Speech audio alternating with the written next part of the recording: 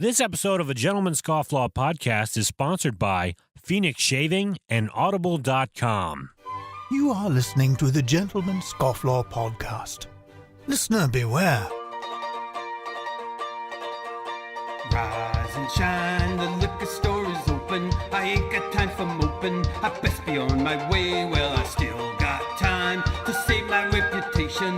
Time to go day drinking in this dirty little town.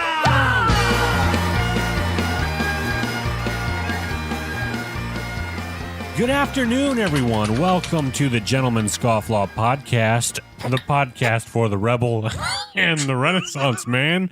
I'm your host, Jordan Crowder, and with me in person is Donovan Fowler. Hello. And joining me from the Great White North is John G. Goodman. Messing with the show notes. How you guys doing? John, for those of you who can't see, which none of you can see, John started typing some stuff in the show notes while I was doing the intro, which is why I screwed up. You so can't sorry. See. It's not appropriate for all ages. Appropriate is boring. Let's start out with a little bit of housekeeping. I am drinking some Bullet Bourbon, the 10-year age, and it's delicious. How about you, Donovan? What do you got there? I'm drinking some Smoky Finlagen. That's not the full name. It's actually just Finlagen, but it has a smoky flavor to it. And how about you, John? Oh, Diet Coke. nice sound effects. As long as it's not Coke Zero. You know, if you go enough episodes without a stiff drink, people are going to think that you're a teetotaler. Maybe I am. Maybe I am. Maybe you are. I heard a story the other day actually about. Hold on that thought. Let me finish housekeeping. Interrupt me. Hold that yeah, thought. I'm so sorry. All right, I gotta say what I'm smoking here, and then that way we can move on. All right. Let's What are you smoking get there? on with it. I am smoking Frog Morton Cellar in my Peterson Sherlock pipe. I'm just smoking. Shout out to Sherlock fans everywhere. Not the Benedict Cumberbatch one. And it Shout comes out to Jim Carrey from The Mask. It's actually pretty good little. It's like an English blend. Oh gosh, it's like an English blend that has a little bit of a whiskey flavoring in it. Let me smell that. And there's actually a whiskey, a piece of a whiskey barrel in it, to kind of flavor it and scent it. Smells like barbecue. Like barbecue, right? Yeah, it's good stuff. We have a great guest coming up later. His name is Bobby Henline, and he coined himself the well-done comedian. Whatever could that mean? And for those of you who don't know his work yet, he is actually a badass who fought in Iraq, in the Iraq War. Twice.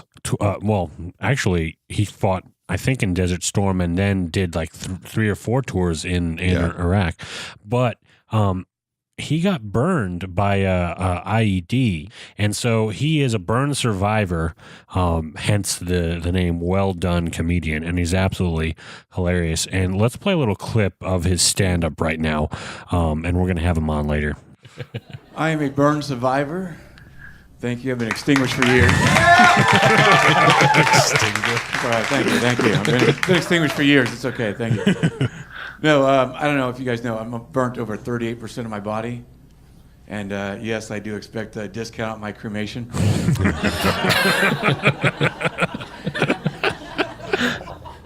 No, I did, I was in the Army and I did 4 tours in Iraq. Thank you. Thank you. No, I love my job. But like seriously, folks, that last tour was a real blast.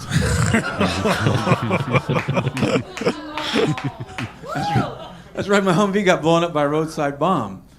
It's crazy that it took me 4 tours and IED just to figure out my lucky number was 3. No, 2 weeks later, I wake up in the hospital. First thing the doctor says to me, he says, "Your wife's here." I'm like, "Really? My wife's here, Doc? Don't you think I've been through enough?"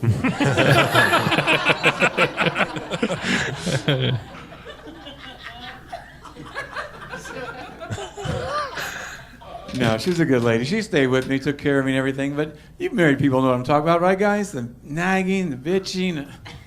I don't know about you guys, but I've had enough third degree.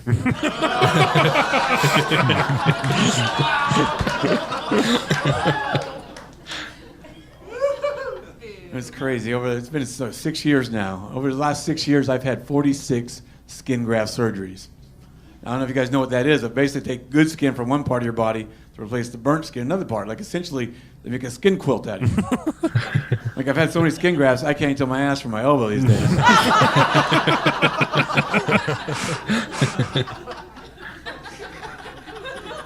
Like for instance, they took my stomach and they put it on top of my head. Now I got to pay lint down my ears. I get a headache when I eat too much.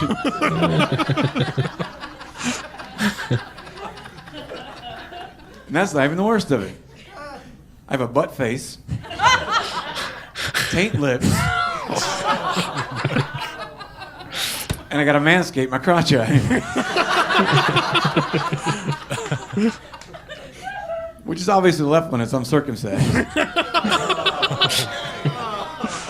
Careful, I get excited, my eyeball pops out.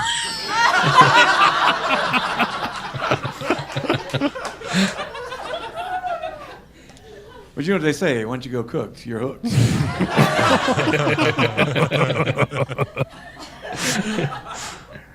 No, I also suffer from PTSD, post-traumatic stress disorder. And it's kind of hard to explain what that is to a lot of people. But you get numb, you get angry, sometimes you just get mad for no reason at all. Right, ladies? It's kind of like PMS. Right? It's kind of like PMS, except PTSD is real.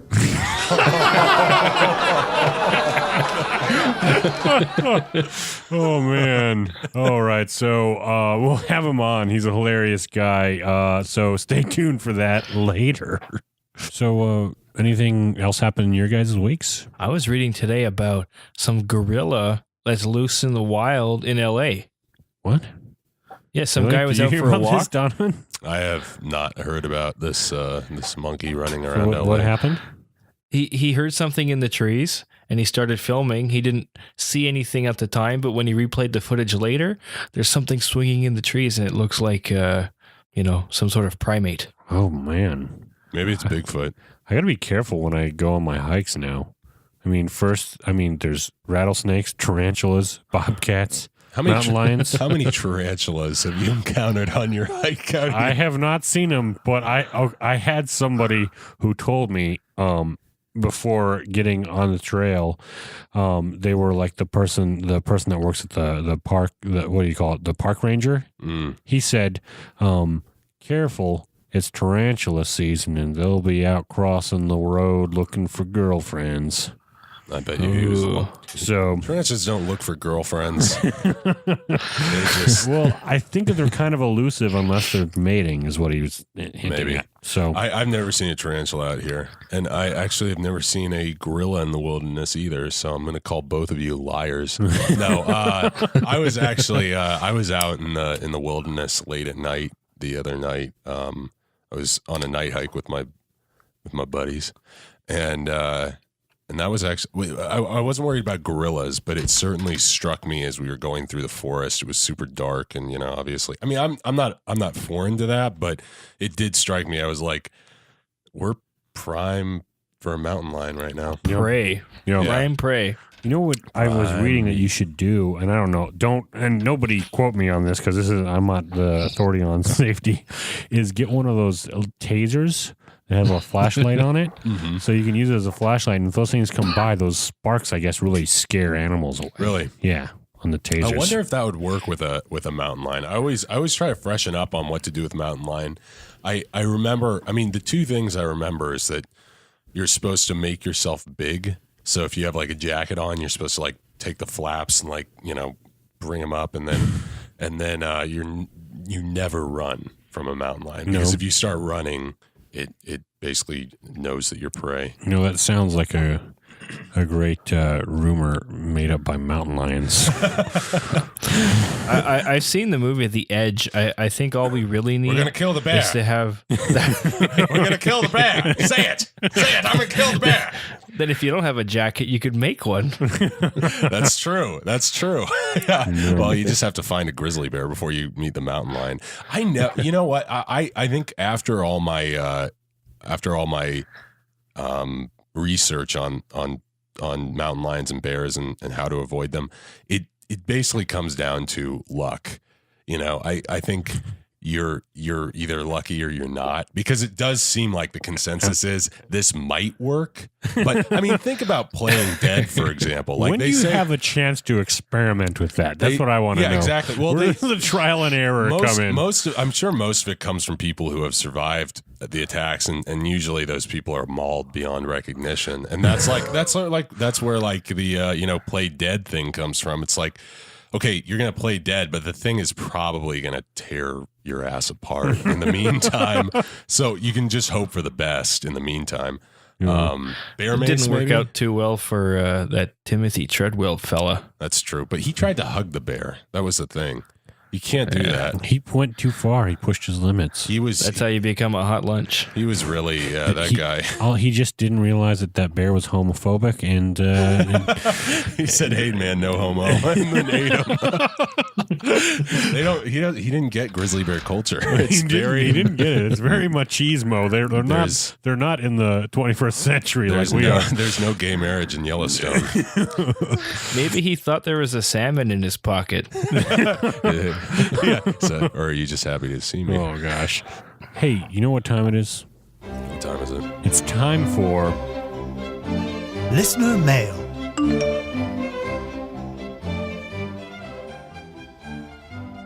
This is the time of the show where we read your listener feedback, and you can interact with us on social media. You could leave us an iTunes review, or you can leave us a voicemail. You could call Man81Scoff, and you could get a chance to get featured on the show. John, what does that first review say on iTunes? iTunes. All right, this one's by Agert. Agert. Age hurts. Age hurts. It does hurt. Okay. Aggie hurt. This is a show every man just has to hear. I'm lucky that I like it because I've realized I actually have no way to not listen to it. Once you start listening, you'll realize it's become a part of you that you can't say no to. Like a booty calling X, American freedom, and a good glass of scotch. You won't be able to refrain. Also, the bathroom more. I think what happened was we screenshotted this in our show notes, and the full review I needed to expand it. Wasn't my fault. All right, iTunes fail. I think we got the gist. Although I think he likes it. I do want to know: is this person being held captive and forced to listen to our podcast? Because it's possible. He says I actually have no way to not listen to it. So is he like sitting in a wheelchair, duct taped to it, and has headphones? I Don't heard look about in Jordan's this. closet. I heard about this week about this guy that was like in like some sort of like paralyzed coma where he was awake and could see everything but couldn't move and could experience literally everything going on around him. He could hear everybody and everyone thought he was out of it, and it was just like this personal hell that he was in, and he was just like forced to watch the same Barney TV show over and over. Geez. And like eventually he came out of it, which is insane. Maybe that's what this guy is. I think I heard about that, and that's the one where he remembers hearing his mom lean over say, "I wish you'd die." Yeah. Wait, that's not. Wait, is that really what? Yeah, because Oh, it was such man. it's terrible. It sucks. How sucks. long was he in this? It was thing? like years. It was like several years, and then he shoot. came out of it. Okay, so Man, his mom sucks. now I'm gonna add this to my list. I'm making a coma will, which includes like the Netflix queue that I want them to play while I'm in the coma, just in case this happens to me. Because if I'm not going to be moving and talking to people, I'm going to be entertained. All right, Donovan, what does that next Instagram comment say? Let's see. This one has a very interesting icon, or what do they call it? It's a Emoticon? Emoji. Avatar. Avatar. That's it. Great. Emoji. Okay, movie. That was an Avatar reference, not the. I wasn't saying. Okay, I don't get somebody. your Avatar references. Cut this out. This is from Beer Cats or beer _Catsy. I don't know. That looks about right. Your cats. Don't I'm need to just gonna spend go too with much that. time on the names here. I know. Just read it. I can't. Here we go. I can't believe it took me this long to discover the podcast. Great content. 2 exclamation points and a heart. And a heart. And a A heart. heart. Wow. Well, the I heart like it. wasn't an emoji because emoji heart would imply flirting. It is a Yeah. like. Yeah. No, I Clip get art? that. Yeah. He yeah. liked it. He liked it, is what it was. So, well, thank you, Beer Cats. He We likes it a appreciate it. lot. We haven't been doing the show that long. It's only been 3 months, but we're glad you discovered it and you were able to enjoy the backlog of episodes. I can't believe it took him that long. I know. 3 months. What is he Come thinking? on. Where has he been all this time? Wait, what, you living under a rock with your cats? All right, let's go over to a listener voicemail. Hey guys, it's Tim Drake here. My question for you is, what is the, if you wouldn't mind, discuss the difference between a long and short handle safety razor and why you would choose one over the other. I've always used short handle, so I have no idea why anybody would want a long handle version, but I was thinking of picking one up, and before I did, I was just wanting your input. Thanks, and as always, you are a gentleman and a scofflaw. John, is this just you under a different? It is under a not me, but pseudonym? I would like to postulate my my theory about why you choose one razor over the other. Go for it. Okay, first the difference. One handle is longer, and the other is shorter. Maybe it's So if you have a big hand, you get the longer one. Yeah, if you've got big mitts, the longer one is a better choice for you. If you've got like sausage fingers, like John over here, old hot dog fingers, as we call them. Then What do I it's do with easier- my hands? then it's easier to grip a long handle safety razor. Plus, if you're somebody who used to use a cartridge razor and you're coming over from like a Gillette Fusion, they have longer handles, so it might be easier for you to maneuver something that's closer to what you're used to. I have both. I have a long handle and a short handle, and I take the short handle when I travel because it's easy to take apart and throw in a DOP kit. And also, if you're a woman and want to shave your legs, a long handle also is easier to use. Or if you're a swimmer and you want to shave your legs. I always thought the long handled was developed around 6 million BC for the Tyrannosaurus Rex to shave his face before getting busy. Exactly. But if you want, I believe our sponsors, if you go to gentlemanScofflaw.com/shave, the good people at Phoenix Shaving, they have short and long handle safety razors. So you could try one out there. And if you have like a traditional 3-piece razor, you could also just buy the handle and add it to your razor head that you have already and see how you like it. Switch it up. All right, we're going to take a quick break and come back. When we come back, we're going to be with Bobby Henline, the well-done comedian. Now, this segment is brought to you by Audible.com. And for you, the listeners of the Gentleman's Scofflaw podcast, Audible is offering a free audiobook download with a free 30-day trial to give you the opportunity to check out their service. Now, they're a great website, and if you like listening to podcasts, you like listening to audiobooks. And again, with this free trial, you can download any title you would like. I would recommend If at Birth You Don't Succeed, written by my good friend and friend of the show, Zach Anner. He's a hilarious guy, and he reads his own audiobook, which is rare. So that's a bonus. So download his book today. He's a guest of the show. You can listen to his book for free. Now, audiobooks are great. They work just like, listening to a podcast. If you like listening to podcasts, you like listening to audiobooks. Well, you're sitting there, cooking dinner, or you're, at work, typing some emails, or maybe you're stuck in LA traffic like I am, or maybe you're, it's a weekend and you're just sitting back and doing some Pinterest crafts that you've always wanted to do, that you've had there on your board, just waiting for you to tackle. You might as well listen to an audiobook while doing that. And people don't know that you killed 2 birds with one stone. You made an amazing Pinterest craft, and you listen to the book. Now, I don't know which of our listeners are making Pinterest crafts, but there are some pretty manly crafts you can do on Pinterest. So go to audibletrial.com/gentscofflaw to get your free audiobook download and your free 30-day trial today. You won't regret it. All right, I am excited to have this guest. He is a wounded warrior, a burn survivor, and a stand-up comedian and motivational speaker, among many, many other things. Bobby Henline, thank you for coming on the show. Oh, I appreciate it. Thank you guys for having me on the show. So, I mean, a little bit about your background for our listeners that don't know you yet. Tell us a little bit about your military service and what made you want to join the Army. Well, the first time I actually joined was in 1989. I was 17 years old. My uncle actually talked me into it. Oh. I didn't know what I was going to do. I was doing nothing. I don't know. I was thinking about joining the Hells Angels or something. So, yeah, he talked me into it. We both grew up Navy brats. And so I went in, signed up, and joined up for the Army. We went to Desert Storm. Oh, wow. After that, I got out. I was in for 3 years. After Desert Storm, I got out for 10 years.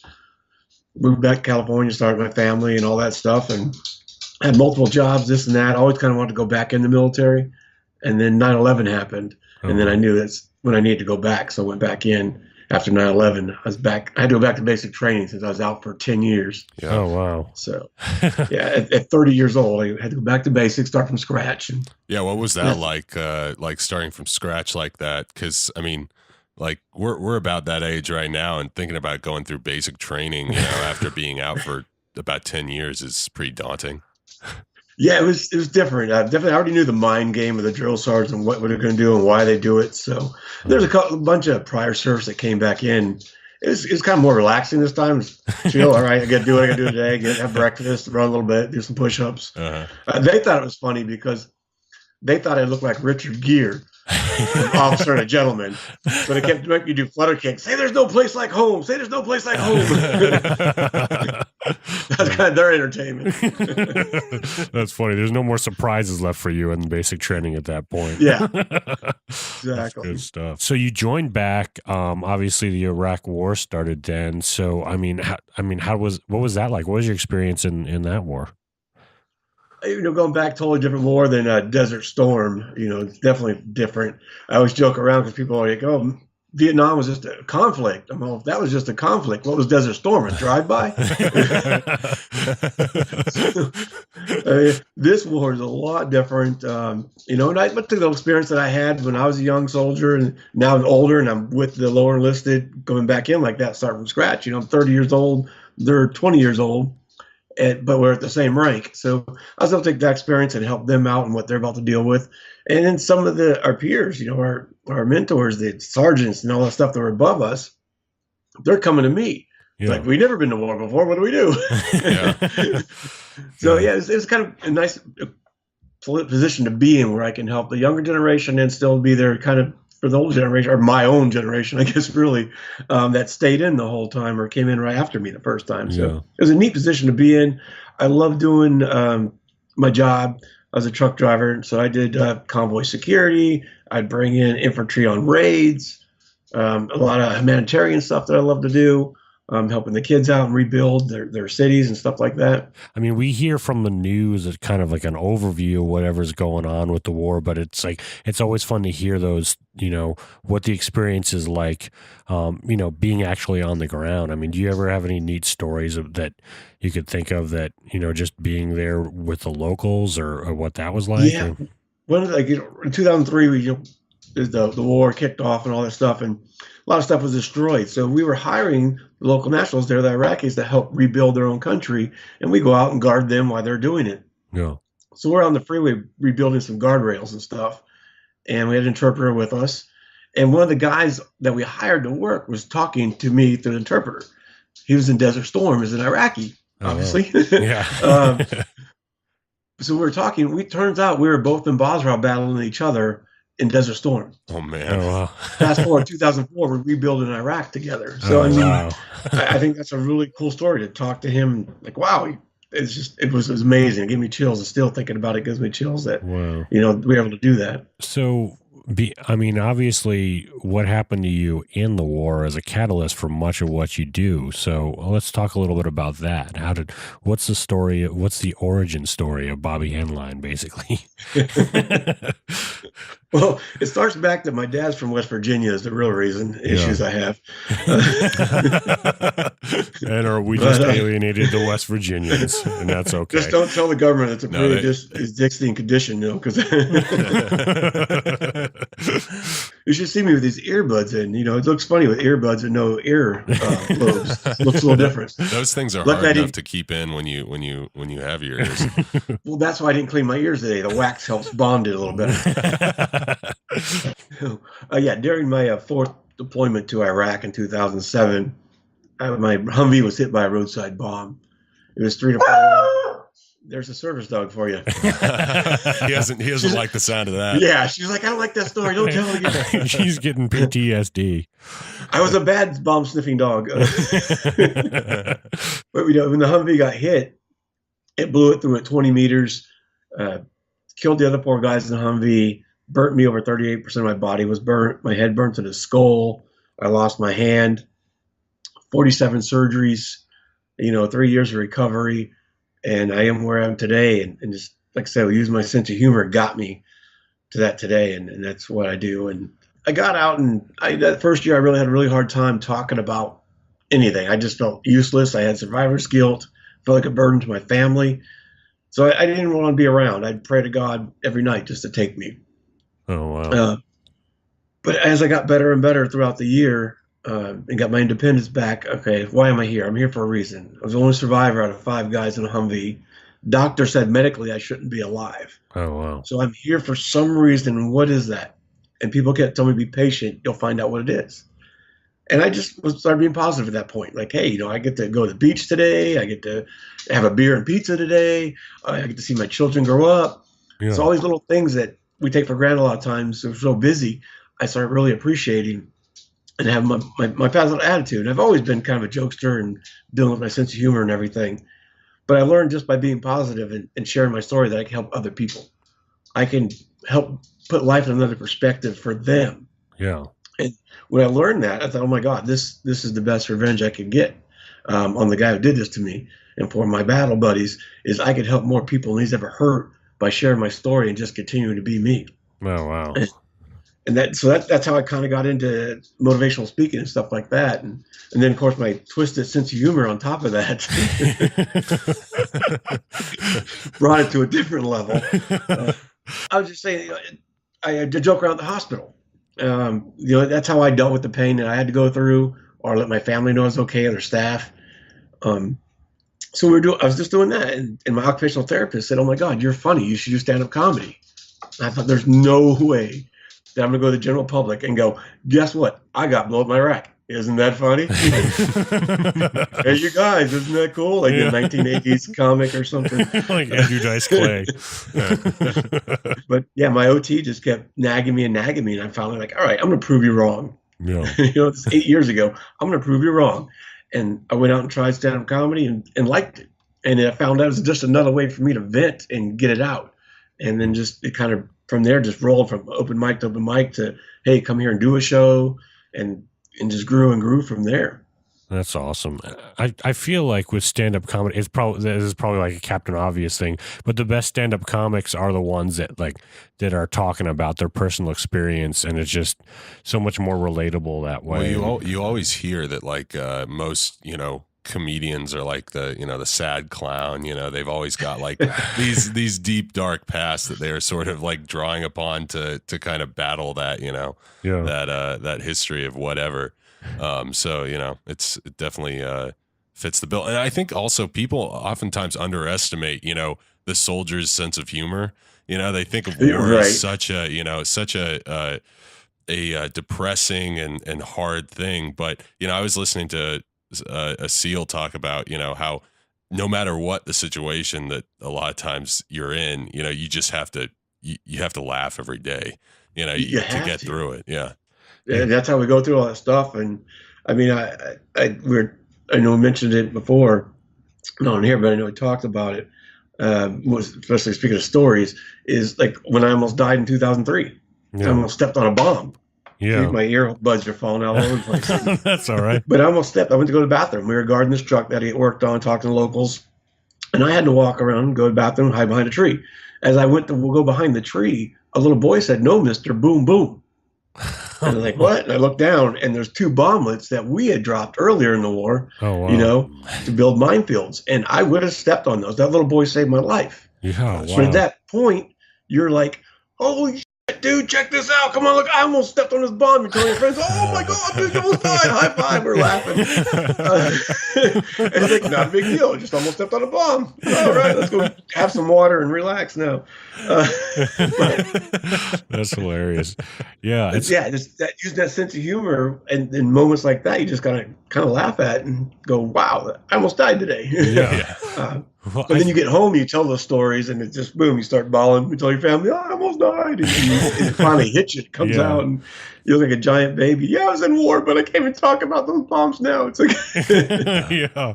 Oh, man. I mean, that must be a real issue coming back home. I mean, with post-traumatic stress. I mean, it must be a hard adjustment. I mean, coming back into civilian life. I mean, what was that like for you? Well, just kind of, obviously, you spent some time, a long time in the hospital before you were kind of back on the streets. But I mean, what was that like? Just kind of not having to, go to work the usual way. Yeah, I mean, especially you're going to war alone. I mean, that was my 4th tour, and every time I came back, I was very vigilant and having issues and stuff like that. But even when you wake up and back in the States, to something like this happens to you, then you're really on guard. And it's tough at first dealing with those invisible wounds. And people don't understand all the time why you're so reacting that way. But what I found out with it is to face it, to push through it. And again, you got to do it in baby steps. There's grocery stores in Texas that I didn't like going into because the aisles were tall and thin. I wasn't aware, or didn't know my way around the store. Yeah. Didn't know it well. So what I started doing is going there and just buying 1 or 2 items at a time. Oh, okay. Because I tried to go in and do grocery shopping, and I have anxiety, and I'd freak out, and I'd leave half a cart just full and have to leave the store. Oh, wow. So I found by barely facing it little steps at a time, I was able to get through it. Oh, and now I can go to that grocery store, and I can shop. And I still might get a little anxiety there and stuff, but it's enough to where I could just breathe, talk to myself. It's going to be all right. Push forward through it now. Yeah. And it's crazy too, because I mean, the war itself conditions you to be in a certain state of alert, but then, training for all sorts of in the military, I mean, they're also conditioning your mind to be alert and everything. So being in a situation where that's not the everyday situation anymore. Like, it's just, you've been conditioned so long to have to deal with that. Exactly. The way you got to process stuff out there to live and survive and to save other lives, you don't have to do that back home. And that's the whole trick that veterans have a problem with, is turning that off. Yeah. Okay, when do I turn this off? Or it is off, but something triggers it to turn it on. And to me, that could be a helicopter. Oh, yeah. And it's necessarily not a bad noise, but it's a noise that reminds me of that. And I'll always kind of stop. I'm walking down the street and I hear a helicopter. I'll stop for a second, take a deep breath.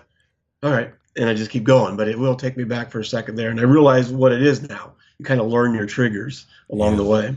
Yeah, I had a history teacher in Vietnam who was in Vietnam, and he said he came you weren't back. in Vietnam. No, back in Part of the history class. Back in the shit. Were you in the Yeah, but there I was. just a baby, just newborn baby. No, but he talked about how he came back and was walking around college campus, and he would hear motorcycles backfire, and he would always drop his books and hit the ground, and skin himself up and all that stuff. But it took him a while to really adjust. But also socially, because it's like you're jumping from one community to another. You're going from the bonds of soldierhood to like you said, coming back, and people don't really quite understand, and it's not their fault. It's just it's just something that happens. Yeah. And I imagine that's kind of the biggest thing there is just trying to bond with people back in the civilian world. you're talking about how you had a sick sense of humor, and this brings me to something that I saw, and I don't know if it was one of the Good Morning America or the Today Show or what. Somebody did a profile on you, and there was some B-roll of like photos of you and your family, and there were some pictures that came up from Halloween. And one of them was you dressed as Freddy Krueger, and it was such a it was kind of at a serious moment in the report, but to me, I just like fell to the floor like laughing. Like, so that kind of gives our listeners an idea of kind of what your humor is. I mean, first of all, I want to ask about that. What, going trick or treating as Freddy Krueger, what was that like? One of the funny things about that one was I remember a kid asking me how I got the makeup to do that, like, you know, what I used to do that. Yeah. And my daughter ruins the whole thing. Oh, it's not makeup. He got blown up in the war. And the kid's like, thank you for your service. I'm like, no, we gotta have fun with this. You know, I've done the zombie, the Krueger. 1 year I just dressed normal and answered my door, but I took my prosthetic hand and stuck it in the candy bowl. And I would just tell the kids, I'm sorry, I can't find my hand. Can you get your own candy out? And they would, oh my God. That's hilarious. But I remember one little girl, she was like, that's creepy, dude. That's creepy. And she just kept grabbing candy. That's hilarious. Well, so, I mean, stand-up is a big part of your life now. I mean, I watched this documentary, which if any our listeners who haven't seen it, I believe you can watch it on Amazon Prime right now. It's called Comedy Warriors. How did you get involved with that documentary? And for people that are listening, it's basically, I'll let you talk about it. What's the documentary about, and how did you get involved with it? Yeah, well, I've been doing comedy for about 18 months when I heard about it. I'd already been kind of doing it and stuff. Like I said, how I started. Well, then all of a sudden I got these emails because a Wounded Warrior Project put out a blast. Hey, there are any wounded vets that want to do stand-up comedy. Yeah. And of course, I saw it, and everybody else that saw it was sending it to me. So I was getting all these forward messages about it, like, Bobby, you need to do this, you need to do this.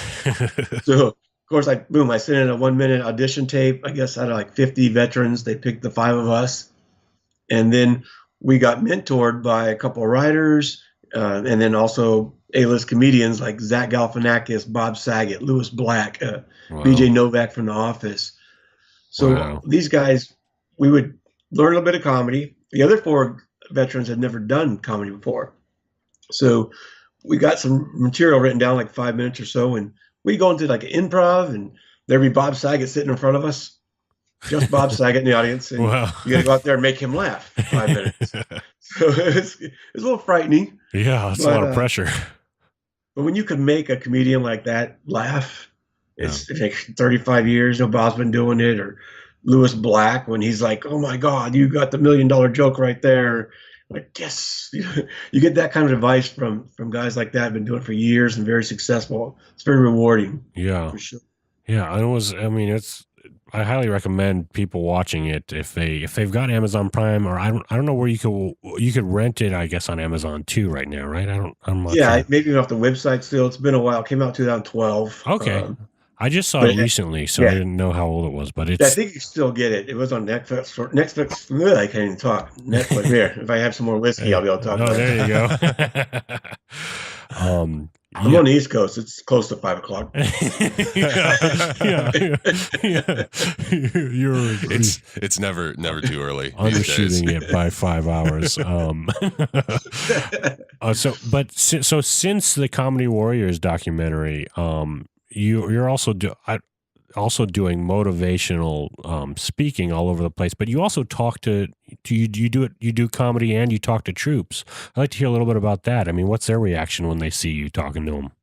Yeah, I kind of mix everything together with the speaking and the comedy, and sometimes the comedy alone. But yeah, going out there, and I've gone back overseas 3 times: Iraq, Afghanistan, Kuwait, doing comedy for the troops.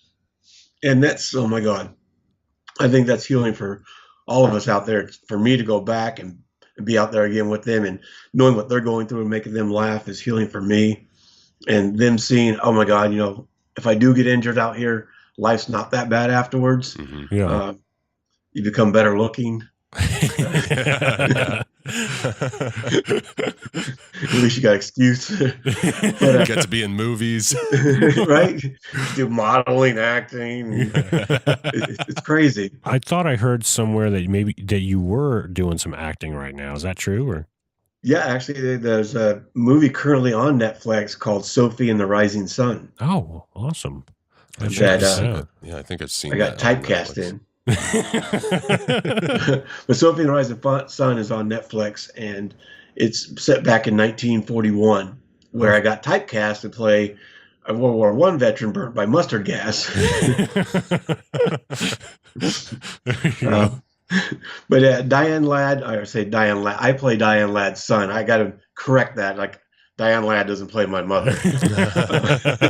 Yeah, I play her son. but that's And what you put on your acting resume. So when you go into your next Diane Ladd audition, was my mother.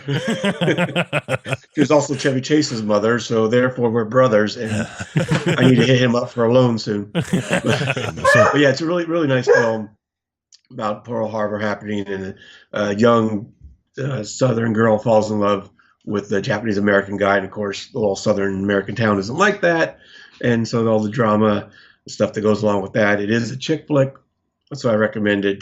Gentlemen, bring your ladies; she'll be pleased. You brought her to watch that, yeah, or you put it on Netflix, because if the movie doesn't like, she'll get turned on by me, and then you're welcome. Doing all the work. In a wheelchair, just paralyzed. It works. It's like taking your girlfriend to a Michael Bublé concert.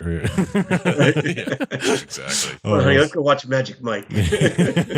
So, do you plan on doing some more acting? Is that something that you're interested in and keep doing? Or I do. I definitely want to get more into more acting and writing okay, different parts for burn survivors and stuff like that.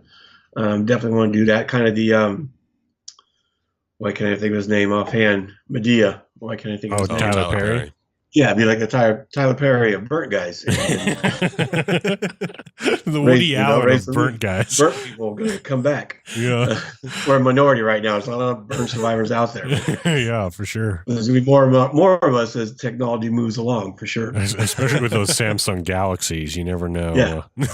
Never know when it's going to blow up in your face. Think of the money they could save, in putting us in zombie movies. The makeup would be. That's a great point. Probably would save a lot of money. That's pretty brilliant. But then here's the thing, though. Eventually, somewhere down the line, what burn survivors will get the acting mentality, and then they'll complain that that's the only roles they get. Right? I want to play a normal dad. It's gonna be like the midgets in Wizard of Oz. Gonna have to unionize and everything. I'm sure there's a union already for that. Yeah, probably.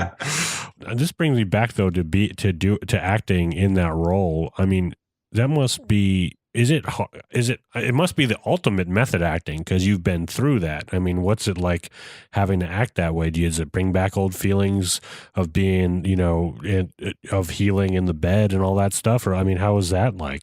Yeah, there's definitely a scene where I'm in the bed a couple of times, and that really did, because this is like a 1941 tiny little bed, almost like a little hospital bed. Oh, wow. And so that definitely, laying in there kind of brought some memories back of being in the hospital. And so, but it was good to be able to draw from that to look more wounded, to look more sick. Yeah. And as the director said, look weaker. You're too big. Look weaker. So if I look weaker, then I did my job. And very lively through my eyes was my direction. I need to look weak and lively through my eyes. If they cut to the wide shot, you're just doing curls with a dumbbell off screen. You're just like, I gotta get stronger. I'm supposed to sit in this wheelchair. I can pick it up. Well, a lot of people that can't see you right now, you're actually pretty jacked guy. I mean, I feel like World War II guys weren't as muscular, but I could be wrong. Google image it. Yeah. I had to Google that. Yeah. No, I do. Yeah, I do. Got to keep in shape. Got to work out, and it makes it a little easier when half the time when I got to work out one arm. Yeah.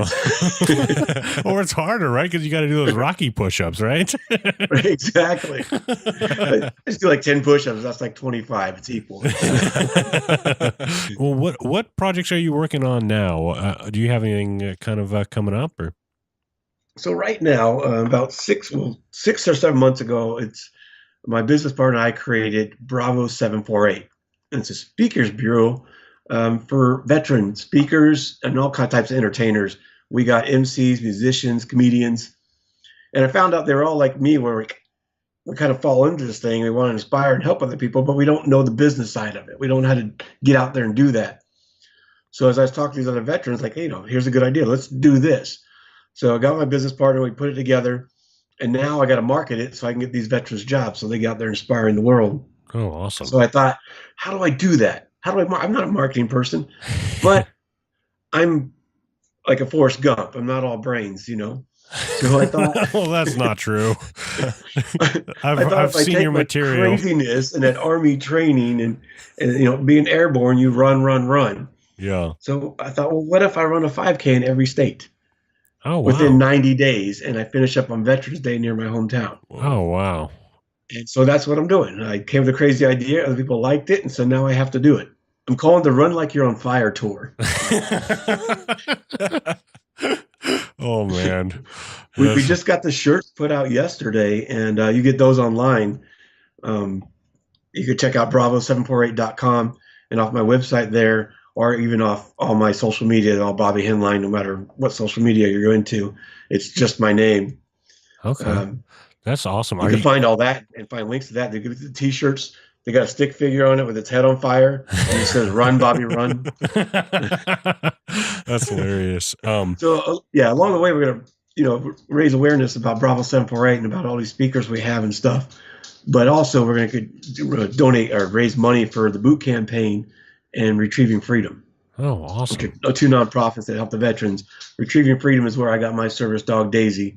So I want to help other veterans get a service dog. So I'll raise money for them. And the boot campaign does a lot of stuff for the veterans, grants and different things. One of the new things they're working on is Reboot program, where they reboot the brain with traumatic brain injury and PTSD. Oh, wow. And Morgan Luttrell is the CEO of that now, heading that on. And I'm sure a lot of people know his brother, Marcus Luttrell, the lone survivor. Yeah, they're twins, aren't they? Yeah, twins. And Morgan is also a Navy SEAL, and he's into the psychology stuff. He's really, really smart, much smarter than Marcus and I. So that's his new adventure, and so I love what he's doing.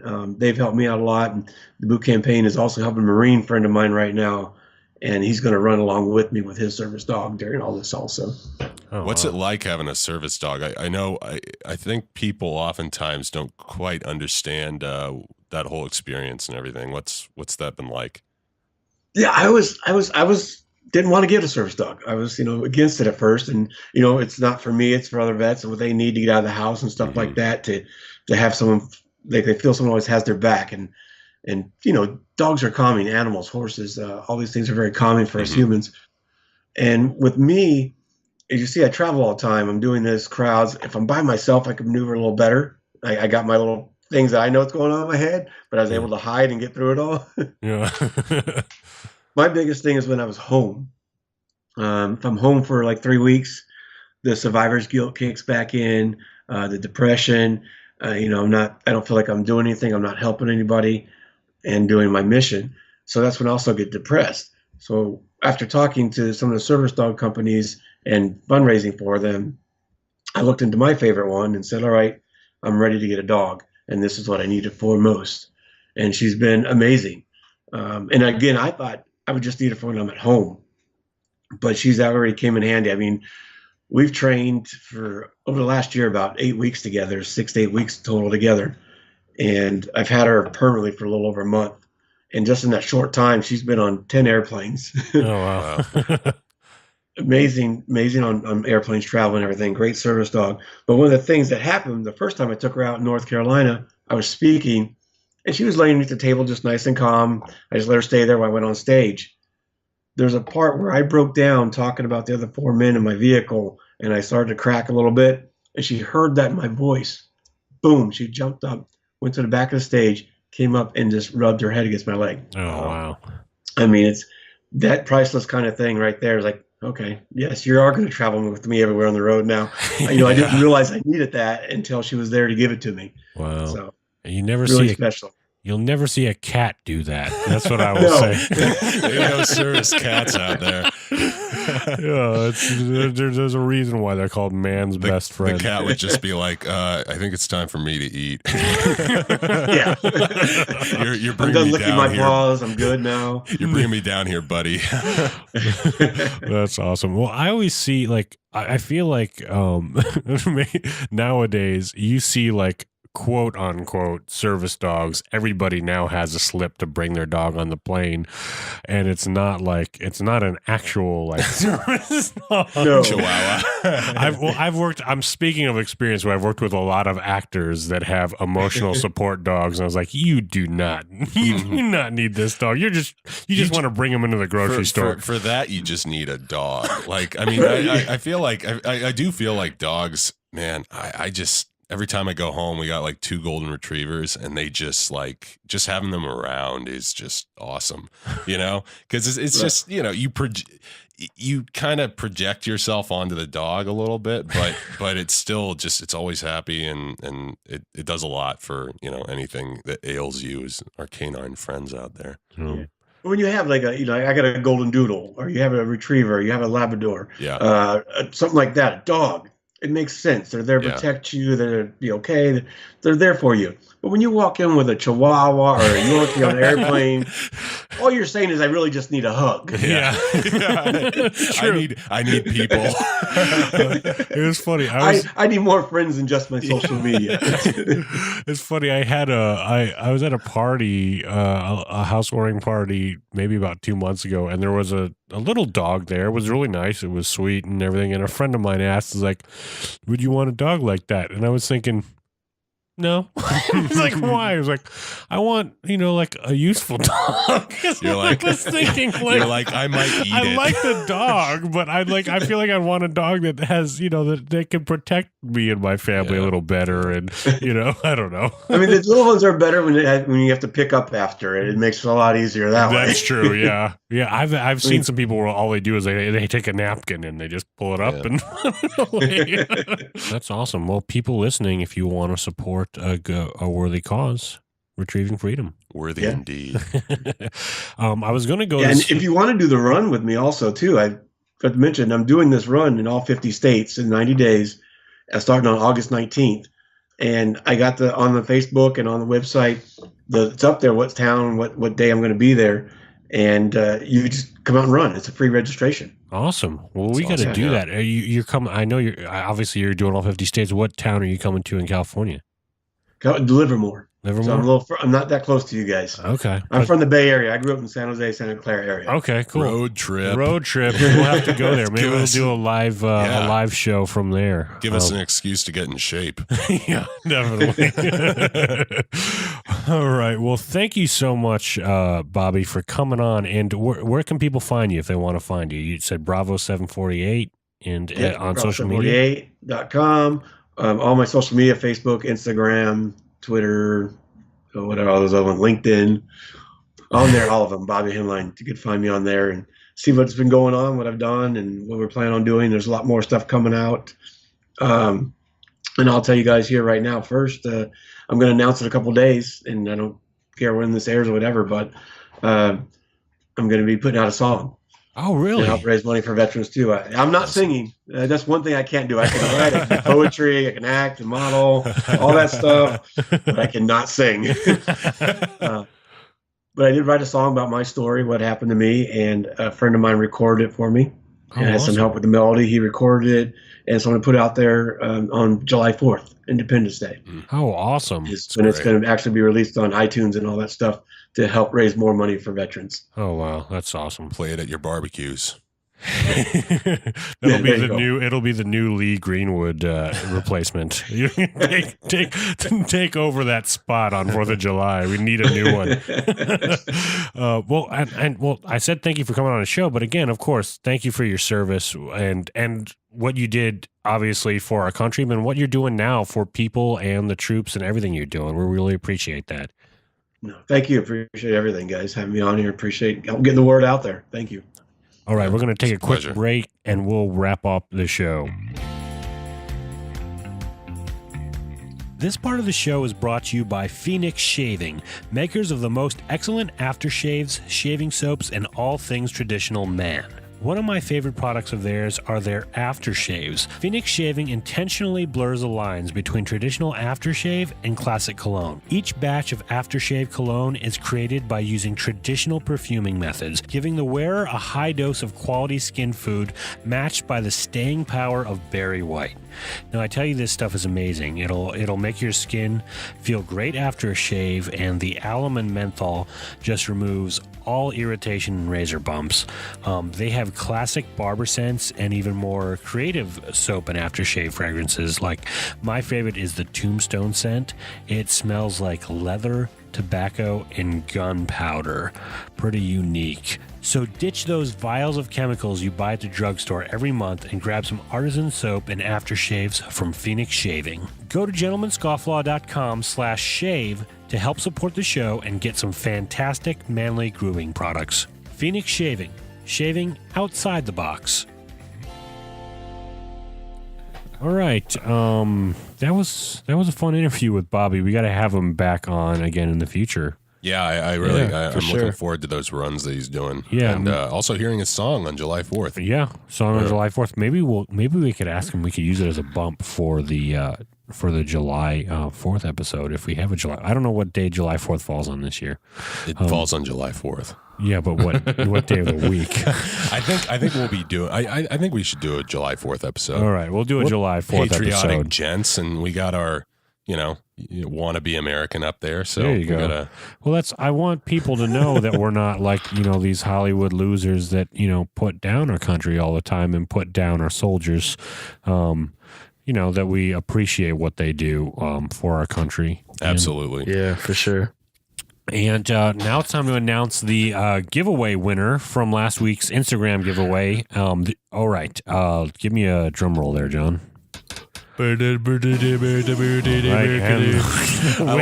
like how he was yawning right before. And the winner is Jojo Babas. Jojo Babas, you are getting a Kiratamati aftershave and cologne from Phoenix Shaving. So keep an eye out on Instagram for a message from us, and we'll get your address and send that out to you. Congratulations.